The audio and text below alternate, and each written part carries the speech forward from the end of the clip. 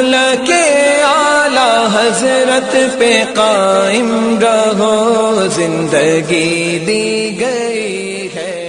ہم اور آپ مسائل سیکھنے کی کوشش کرتے ہیں، ہے نا، لیکن بس وقت کے اندر بھی جلدی جلدی پوچھ لیا جائے، ہر مسئلے کا جواب انشاءاللہ شریعت مطہرہ کی روشنی میں دینے کی پوری کوشش کروں گا انشاءاللہ۔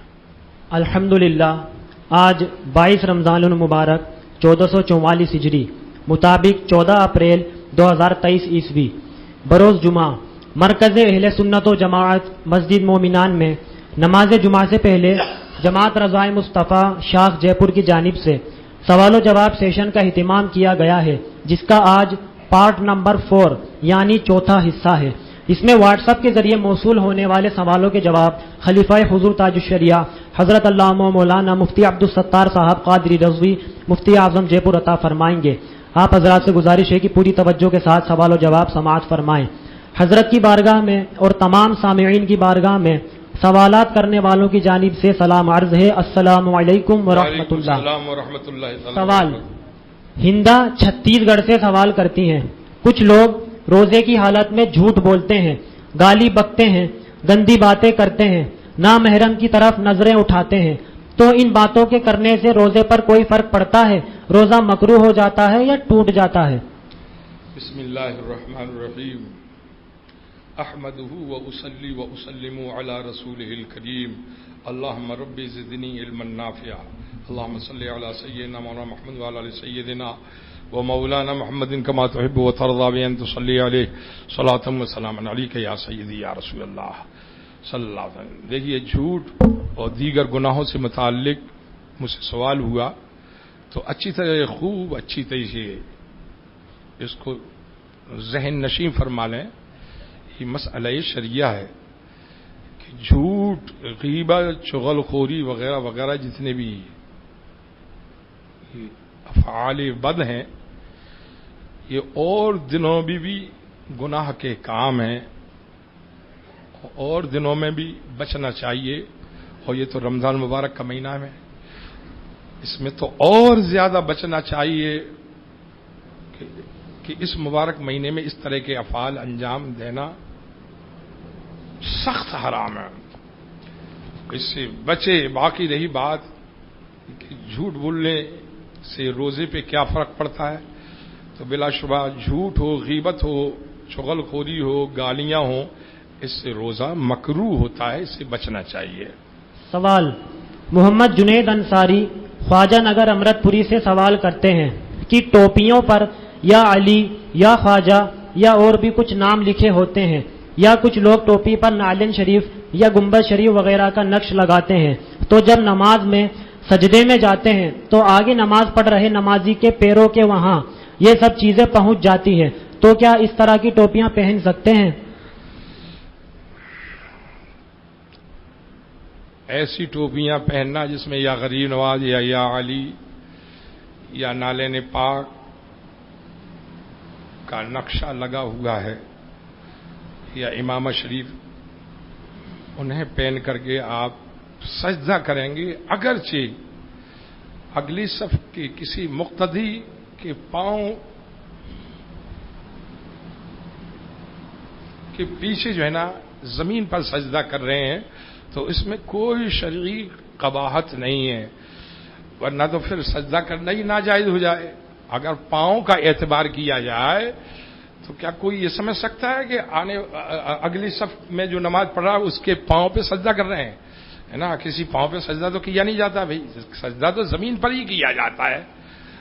کسی جو آگے کھڑا ہوا ہے اس کے قدم تو آگے ہی ہوں گے، پیچھے تھوڑی ہوں گے، لہذا یہ کوئی ایسی بات نہیں ہے، اس میں کوئی شریک گرفت نہیں ہے، نہ کوئی گناہ ہے، آرام سے ایسی ٹوپیاں پہن کر کے، امامہ پہن کر کے نماز ادا کر سکتے ہیں۔ سوال محمد عادل رضوی محلہ مومنان سے سوال کرتے ہیں، اگر آگے کی صفوں میں ایک دو آدمیوں کی جگہ خالی ہو تو مقتدیوں کے آگے سے گزر کر آگے جا سکتے ہیں، کیا اس کی اجازت ہے؟ ہاں، بلا شبہ جو ہے نا،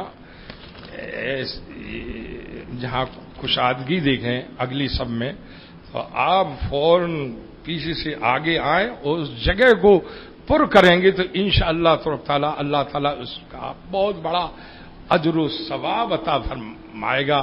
حضور فرماتے ہیں جو صف ملاتا ہے اللہ تعالیٰ اس کو ملائے، اور جو صف قطع کرتا ہے توڑتا ہے اللہ اس کو توڑ دے.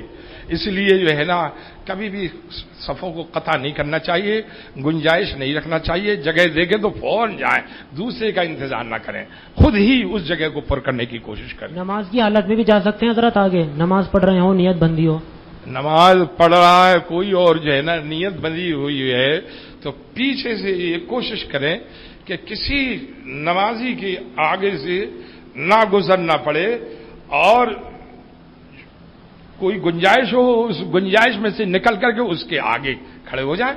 جو نماز پڑھتے ہوئے آدمی کے سامنے بالکل کھڑے ہو سکتے ہیں، کیوں نہیں کھڑے ہو سکتے ہیں؟ ہاں کھڑے ہو سکتے ہیں. سوال عبد اللطیف انصاری محلہ مومنان سے سوال کرتے ہیں، اجتماعی طور پر صلاۃ و سلام ہو رہا ہوتا ہے اور کچھ لوگ بیٹھ کر قرآن شریف یا کچھ اور ورد و وظائف پڑھ رہے ہوتے ہیں، تو کیا انہیں یہ ذکر و اذکار جاری رکھنا چاہیے یا سلام میں شامل ہو جانا چاہیے؟ رہنمائی فرمائیں. صلاۃ و سلام پڑھا جا رہا ہے اور مسجد میں وہ قرآن پاک کی تلاوت کرنے کے لیے بیٹھا ہوا ہے یا تسبیح پڑھ رہا ہے، وہ آدمی نیک وقت نہیں ہے بلکہ بد وقت ہے. اس کو معلوم نہیں ہے. قرآن پاک میں اللہ تعالیٰ نے ارشاد فرمایا ان اللہ و ملائکتہ یصلون علی النبی یا ایھا الذین آمنوا صلوا علیہ وسلم. اللہ اس کے فرشتے درود بھیجتے ہیں غیب بتانے والے نبی پر، اے ایمان والو تم بھی خوب خوب درود و سلام بھیجو. تو یہ تو اللہ کا حکم ہے. تو جس کے دل میں کھوٹ ہے وہ بیٹھا رہے گا، ورنہ جو ہے نا ایمان والا تو کبھی بیٹھ نہیں سکتا ہے. اور اگر اس کو جانا تو چلا جائے، لیکن صلاۃ و سلام ہو رہا ہے اور وہ بیٹھا رہے، یہ سراسر بے ادبی، اس سے بچنا چاہیے. پھر بھی اگر نہ مانے تو ان کو انتہائی ادب و احترام کے ساتھ مسجد سے رخصت کریں اور فرمائیں گے آئندہ کے لیے اس مسجد میں رخ بھی نہ کریں آپ. سوال زید اپنے اوپر جو قرضہ ہے اسے چکانے کے لیے پیسہ یا مال جمع کر رہا ہے. یہ مال و زر اتنا ہو گیا کہ نصاب کو پہنچ گیا اور اس مال پر سال بھی گزر گیا، تو کیا زید کو ان مال و زر پر بھی زکوٰۃ دینی ہوگی؟ اگر قرض کی ادائیگی کے بعد یعنی قرض ادا ہو جائے، مثال کے طور پر جو ہے نا 600 گرام چاندی 52.5 تولہ چاندی کا جب وزن کریں گے تو 600 گرام چاندی ہوتی ہے. 600 گرام چاندی کی قیمت سے بھی زیادہ اس کے پاس مال اور روپیہ پیسہ ہے نا، اور قرض چکانے کے بعد بھی وہ دیکھے کہ اب بھی میں مالک نصاب ہوں تو زکوٰۃ اس پر فرض ہے اور ورنہ نہیں. اکرام الدین انصاری محلہ مومنان سے سوال کرتے ہیں، میت کا چہرہ کب دکھانا چاہیے، نماز جنازہ سے پہلے یا بعد میں، اور یہ کتنی بار چہرہ دکھایا جا سکتا ہے؟ نماز جنازہ سے پہلے بھی دکھایا جا سکتا ہے، نماز جنازہ کے بعد بھی دکھایا جا سکتا ہے. بار بار اگر ضرورت محسوس کی جائے تو بار بار دکھایا جا سکتا ہے. البتہ قبر میں اتارنے کے بعد مناسب یہ ہے کہ نہ دکھایا جائے، اور اگر دکھا بھی دیا تو کوئی گناہ نہیں، لیکن بچنا چاہیے، قبر میں اتارنے کے بعد نہیں دکھانا چاہیے. جی محمد عارف محلہ مومنان سے سوال کرتے ہیں، حضرت ان کے 2 سوال ہیں، جس میں پہلا، میں نے میرے دوست کی شادی میں اسے لفافے میں پیسے دیے اور پھر اس نے میری شادی میں لفافے میں پیسے دیے، تو کیا یہ سود ہوگا؟ یعنی اگر وہ اس میں کچھ رقم بڑھا کر دے تو کیا اس میں کوئی حرج تو نہیں؟ ہر وہ روپیہ جو دین کے طور پر قرض کے طور پر دیا جائے ہے نا، چاہے وہ صورت کچھ بھی بدل جائے کہ میں تجھے لفافہ دے رہا ہوں 1000 روپیہ اور جب میرا نمبر آئے تو تجھے 1500 روپیہ دینا ہی پڑے گا، ہاں کچھ فائدہ بھی لوں گا، اندر دل میں ہے یا زبان سے بھی کہہ رہا ہے، تو یہ تو سراسر سود ہے اور اپنی ماں سے زنا کرنے سے بھی بدتر ہے. کیا سنا؟ سود جو ہے نا اپنی ماں سے زنا کرنے سے بھی زیادہ بدتر ہے سود. لہذا یہ جو سود ہے وہ اگر آپس میں حضور کی حدیث ہے تو حادو تو حابو، یعنی آپس میں ایک دوسرے کو گفٹ دو، تحفہ تحائف دو اور آپس میں محبت بڑھاؤ، تو یہ امر تو مستحسن ہے کہ ایک دوسرے کو گفٹ دیتے ہیں.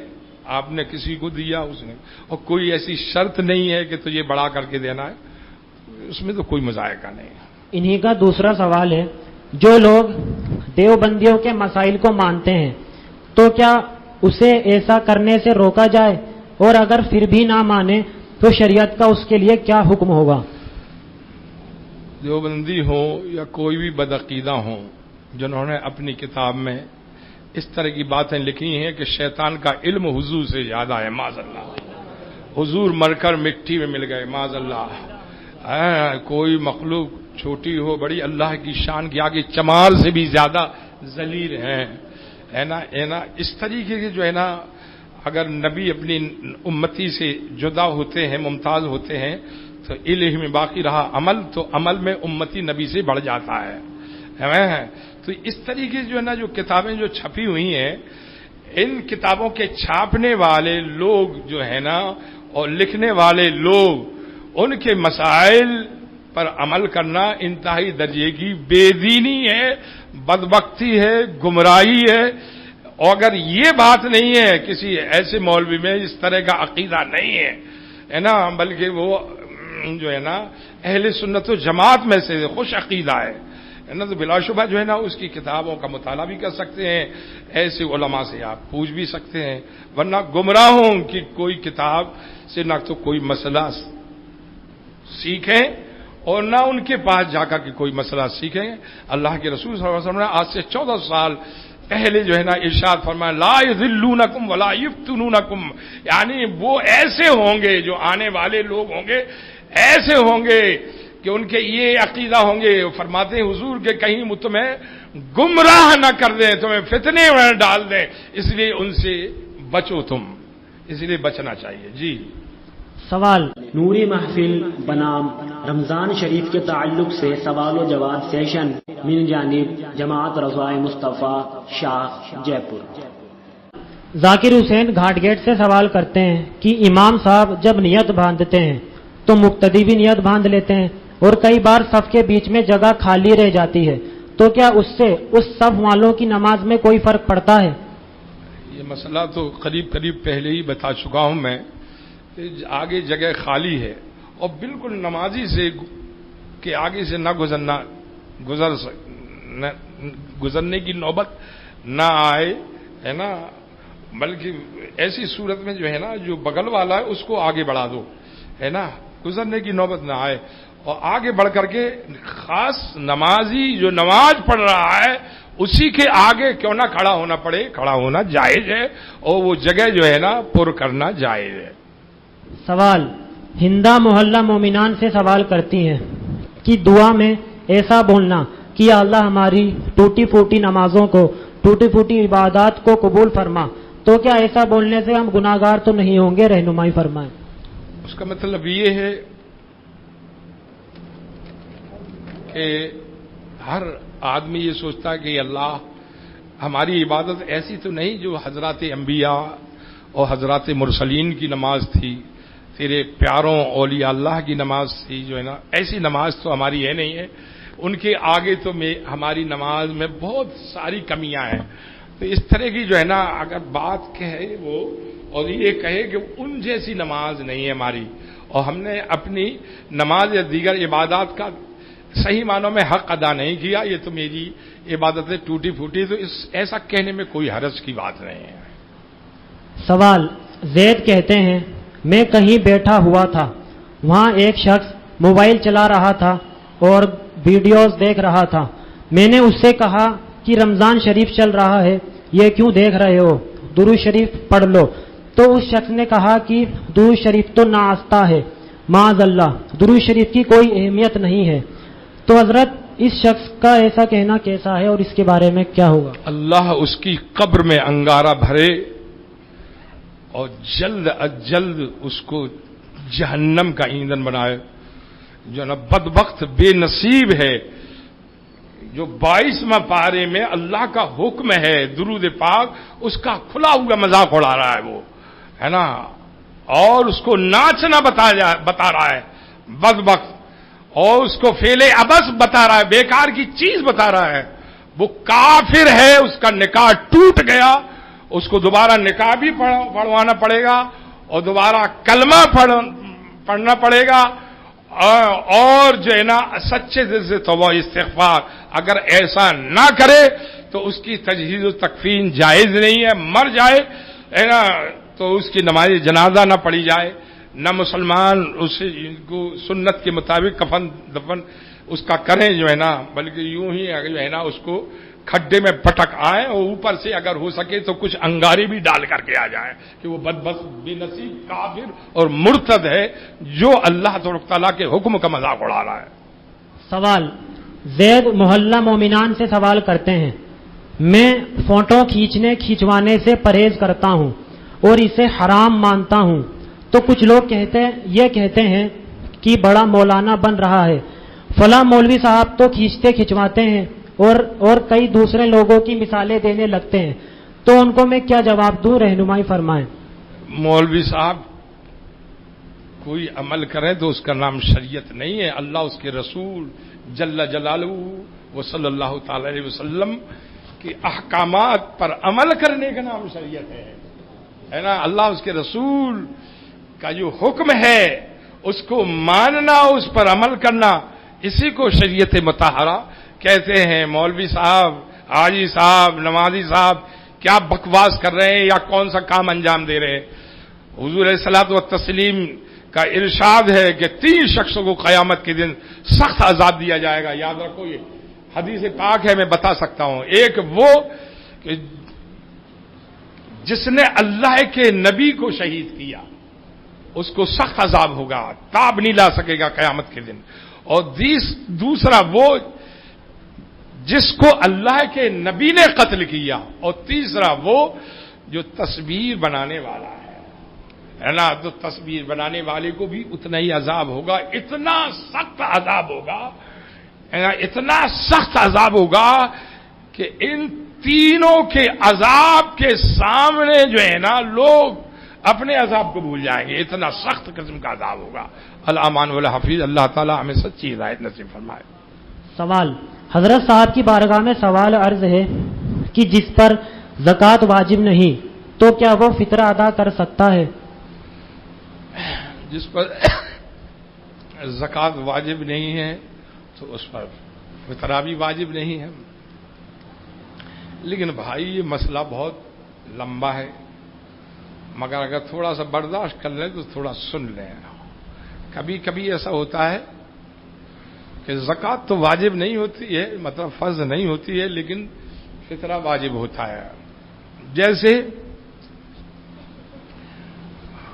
کوئی نابالغ بچہ جو مالک نصاب ہے اس پر زکوٰۃ تو نہیں ہے، اس لیے کہ ابھی بالغ ہوئے ہی نہیں ہے تو زکوٰۃ نہیں ہے، لیکن جو ہے اس پر فطرہ واجب ہے، بہر صورت اس کا باپ اس کی طرف سے اس کے مال میں سے فطرہ ادا کرے گا۔ حضرت 2 سوال بچے ہیں، اب آپ بتائیں کہ کریں نہیں؟ ہاں کرو۔ سوال زید جے پور سے پوچھتے ہیں کہ جس پر فطرہ دینا واجب ہے اور وہ ہر سال ادا کرتا ہے تو کیا وہ آنے والے سال کا فدیہ ایڈوانس میں ادا کر سکتا ہے؟ فطرہ ہے یا فدیہ ہے؟ فطرہ ہاں، بلا شبہ جو ہے نا آئندہ سال کی زکوٰۃ بھی ادا کر سکتا ہے، آئندہ سال کا فطرہ بھی ادا کر سکتا ہے، لیکن ایسی صورت میں جو ابھی جو آپ فطرہ ادا کریں گے اس میں تو نام لے کر کے نہیں کریں گے کہ یہ فطرہ ہے، یہ زکوٰۃ ہے، لیکن جو ایڈوانس دیں گے نا تو اس میں ضرور کہنا پڑے گا کہ یہ آنے والے سال کا فطرہ ہے جو میں ادا کر رہا ہوں۔ جلدی بولو بھائی۔ زید عرض کرتے ہیں ابھی حال ہی میں ایک بار ایسا ہوا کہ سحری میں کسی کی بھی آنکھ نہیں کھلی، جب کھلی تو اذان ہو رہی تھی تو ابو جان نے سب کو اٹھایا اور کہا ہم نے سحری نہیں کی اور وقت بھی ختم ہو گیا ہے، اب ہم سبھی بنا سحری کے روزہ رکھ لیتے ہیں، پر نیت ضرور کریں ورنہ روزہ نہیں ہوگا. تو ایسی صورت میں روزہ رکھنے کے لیے نیت ضروری ہوگی؟ نیت تو ہر روز ضروری ہے. کس نے کہا نیت ضروری نہیں ہے؟ نیت تو ضروری ہے، اور پہلے ہی بتا چکا ہوں نیت اس کا نام نہیں ہے، زبان کا نام نیت نہیں ہے. نیت اس کا نام ہے دل کے ارادے. دل میں ارادہ پکا کر لے، زبان سے کہے یا نہ کہے. بصوم غد نویت من فرض رمضان، یہ کہے یا نہ کہے، دل میں پکا ارادہ کر لے کہ اگر کوئی تم سے پوچھے کہ بھئی تم روزہ دار ہو تو فٹافٹ بتا دے وہ کہ ہاں میں الحمدللہ روزہ دار ہوں. یہ نہیں کہ وہ سوچ کے یہ کہے کہ میں ابھی سوچ رہا ہوں کہ میں روزہ دار ہوں یا نہیں. اس کا مطلب ہے اس کے دل سے نیت کی ہی نہیں. تو دل سے نیت جو کی جاتی ہے، دل کے ارادے کو ہی نیت کہتے ہیں، پکے ارادے کو. زبان سے کہیں یا نہ کہیں، دل میں پکا ارادہ کریں، نیت ہو جائے گی. اور ہر عبادات کے لیے یہی حکم ہے کہ دل میں پکا، پانچوں ٹائم میں نیت کرتا ہوں میں 4 رکعت سنت رسول اللہ کی، 4 رکعت نماز فرض. یہ تمام زبان سے کہنا نہ تو فرض ہے اور نہ سنت ہے، بلکہ مستحب ہے. یہ ہے نا، بلکہ جو ہے نا نیت کو بدعت حسنہ کہا گیا ہے نا. تو نیت زبان سے کہنا نہ تو سنت ہے نہ فرض ہے، بلکہ نیت کس کو کہتے ہیں؟ دل کے ارادے کو کہتے ہیں. تو جب دل کے ارادے کا نام نیت ہے تو تمام عبادات میں جو ہے نا نیت کر لینا کافی ہے. البتہ اپنے زبان سے الفاظ کہہ لے تو بہت بہتر ہے. السلام علیکم. نوری محفل بنام رمضان شریف کے تعلق سے سوال و جواب سیشن من جانب جماعت رضائے مصطفیٰ شاہ جے پور. ورحمۃ اللہ وبرکاتہ.